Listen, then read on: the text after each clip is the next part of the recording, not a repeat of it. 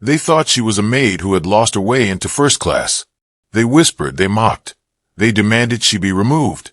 But when the plane finally landed, the entire cabin discovered the shocking truth about the woman they tried to humiliate.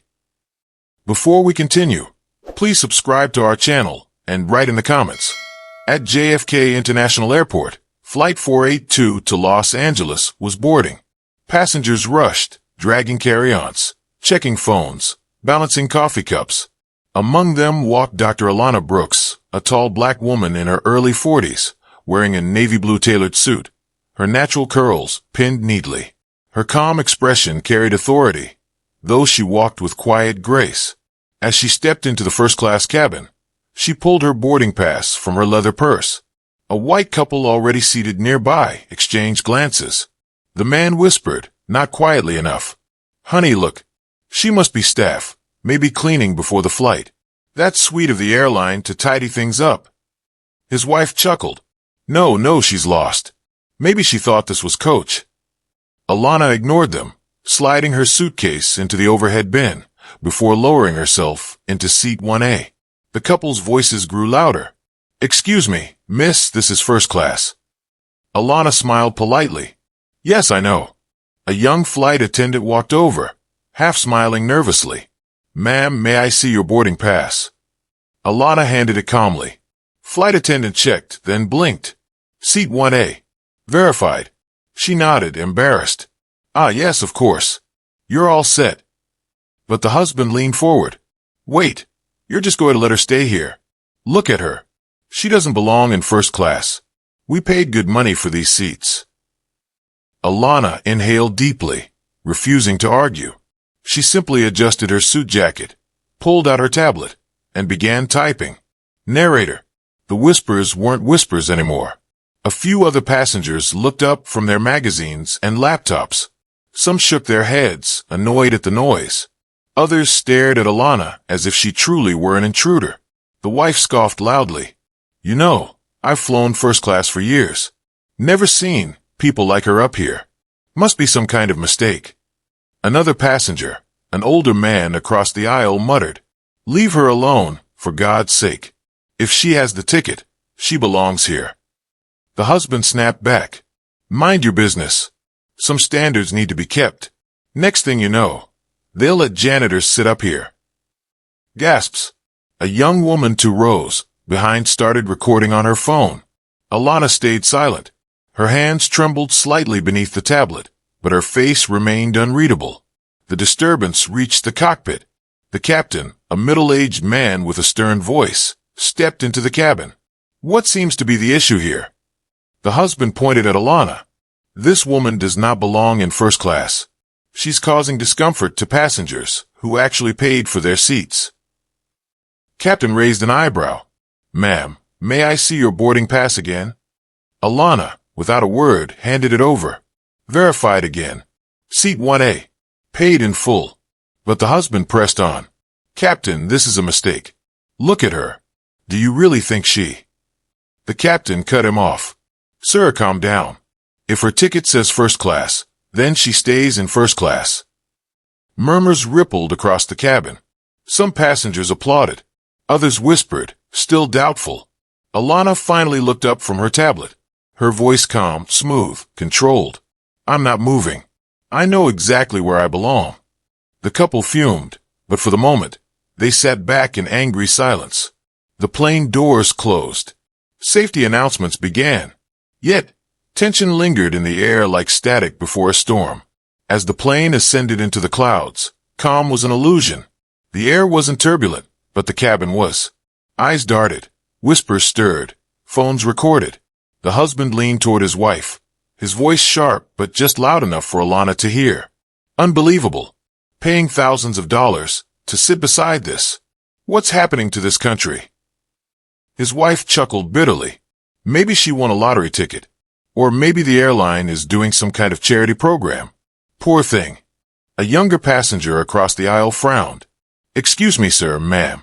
She deserves to be here as much as you do. You don't know anything about her." The wife snapped. "And you don't know anything about us. People like us work hard for our success. We don't just sneak our way into places we don't belong." Murmurs. Passengers shifting uncomfortably. Alana.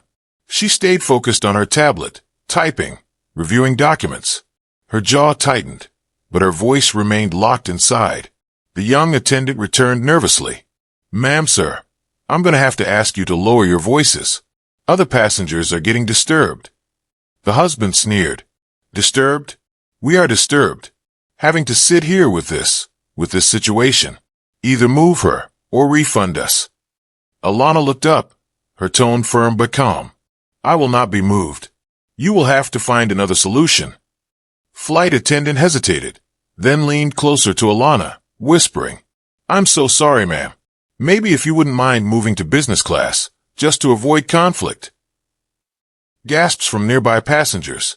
A man in the back shouted, She shouldn't have to move. They're the problem, not her. The recording phones kept rolling.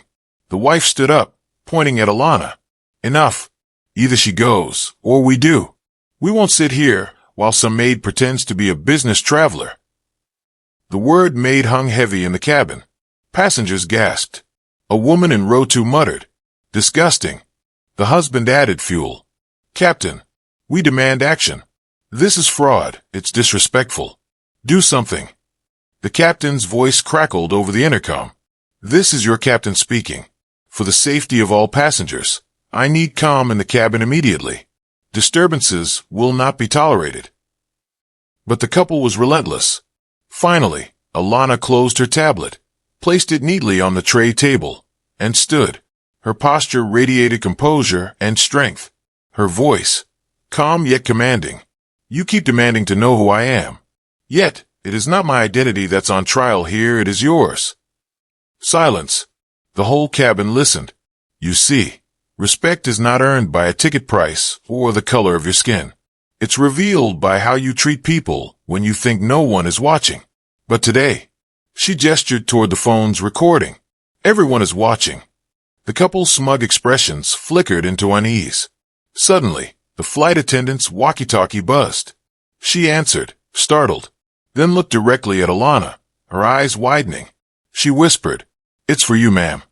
Confused murmurs swept through the passengers. A call for her? Alana took the device calmly. Yes, this is Dr. Brooks. Her voice grew firmer. Yes, I see. Proceed as discussed. She handed the device back, sat down, and resumed her work as though nothing happened. The couple exchanged nervous glances. Passengers whispered furiously. Dr. Brooks? Who is she? Hours passed. The plane descended into Los Angeles. Tension had grown unbearable. The couple sat stiff, eyes darting. Alana typed calmly, every keystroke echoing louder than words. When the plane landed and rolled toward the gate, the captain's voice came on again, this time different, cautious. Ladies and gentlemen, please remain seated. There will be a brief delay as we allow priority disembarkation. Priority disembarkation? Murmurs rippled through the cabin. Suddenly, the cabin door opened, not just to ground staff, but to a small group of suited executives waiting outside. They stepped in, eyes searching, and then smiling respectfully at Alana. The lead executive extended a hand. Dr. Brooks, welcome to Los Angeles. We're honored you're here. The passengers froze. Phones raised higher. Alana rose slowly, collecting her things. She turned to the couple, her voice steady.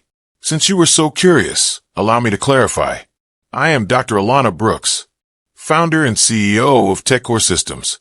My company just signed a $120 million contract with your airline to provide new safety software for every single one of your planes.